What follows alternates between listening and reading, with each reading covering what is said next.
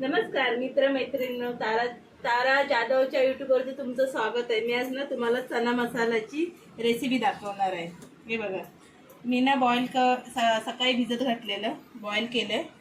मी तुम्हाला दाखवलं नाही ते भिजत घातलेले, तेवढे बॉईल पण झालेले आहेत। डाळ भाताचा कुकर लावलेला, त्याच्यावर चणे पण बॉईल करून घेतले। ठरवलं नव्हतं चना मसाल्याची रेसिपी करून दाखवेल म्हणून, पण अचानक ठरलं, बोलले चल जाऊ दे, आज आपण चना मसाल्याची रेसिपी करूया। हे बघा, लसूण घेतले 2-3 पाकळ्या, टमॅटो घेतले 2, हिरवी मिरची घेतल्या 2 घेतलेत हिरव्या मिरच्या, 2-3-4-5 कढीपत्त्याची पानं आहेत आणि 2 मोठे कांदे आहेत। ते आपण ना आता फोडणी देऊया। आता फोडणी देते, 2 स्पून तेल टाकते। नंतर आपल्याला कढीपत्ता टाकायचा, जरा गॅस फास्ट करते। नंतर आपल्याला थोडंसं जिरं टाकायचं। जिरं टाकल्यानंतर आपल्याला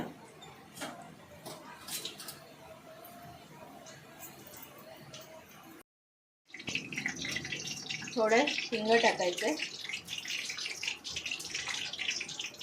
हिंग झाल्यानंतर आपल्याला 2 पाकळ्या लसूण होतं ना, ते बारीक ठेचून घेतलेलं आहे, ते लसूण टाकायचं। 2 मिरची घेतलेली ती टाकायची।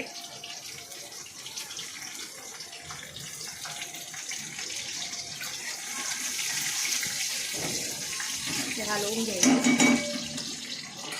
नंतर आपल्याला कांदा कापून घेतलेला तो टाकायचा। आपण डाएटसाठी पण असं करून खाऊ शकतो। आजकाल खूप लोकांचं डाएट चालू असतं, त्यावेळी थोडी तेलचा वापर कमी करायचा।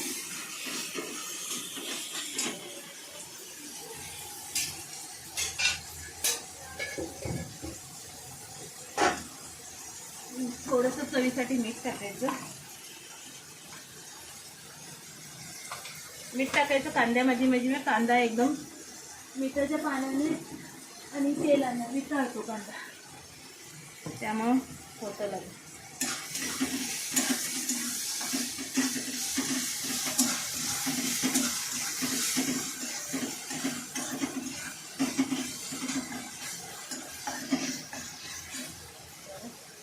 कांदा तेलामध्ये भाजून झालेला आहे, आपल्याला आता टमॅटो टाकायचं। मी कटिंग करूनच आधी ठेवते, कांदा टमॅटो कटिंग केलेलं दाखवत नाही व्हिडिओमध्ये, सगळंच काय दाखवायचं व्हिडिओमध्ये।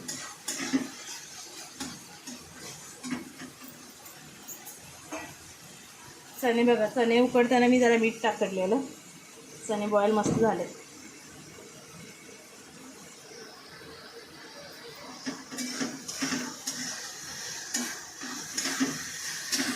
हे बघा, कांदा भाजून झालाय तेलात, कांदा टमॅटो पूर्ण वितळलेला आहे। आपल्याला थोडीशी हळद टाकायची होतं।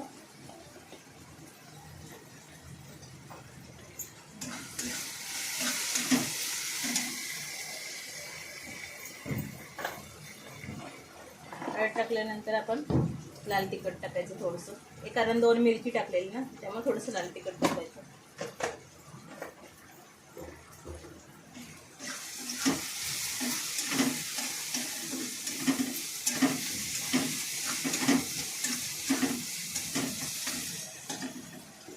लाल तिखट टाकल्यानंतर जरा हलवून घ्यायचं मस्त।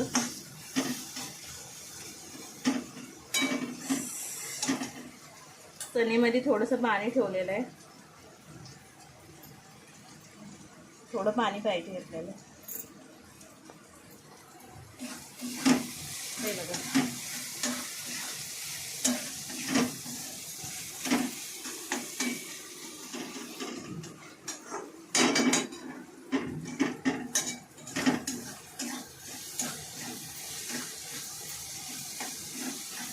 मस्त मसाला कांद्याला लागलेला आहे। पण त्यातनं आता हे चणे घेतलेले आहेत उकडून, ते टाकायचे। जरासं पाणी ठेवलंय, कारण मग पूर्ण हलवून घ्यायचं, जरा कमी गॅस करायचा. कमी गॅसवरती जरा 5 मिनटं ठेवलेलं होतं. आपली झालेले चण्याची भाजी पण होऊ शकतं, चना मसाला पण बोलू शकतो, भाजी पण आपण चपातीवर पण खाऊ शकतो. आता जराशी कोथिंबीर टाकायची.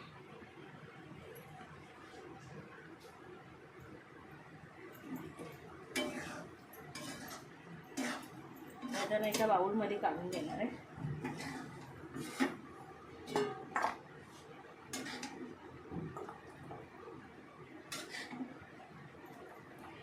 मधून बाउलमध्ये काढून झालेला आहे. आपला चना मसाला तयार झालेलाच आहे.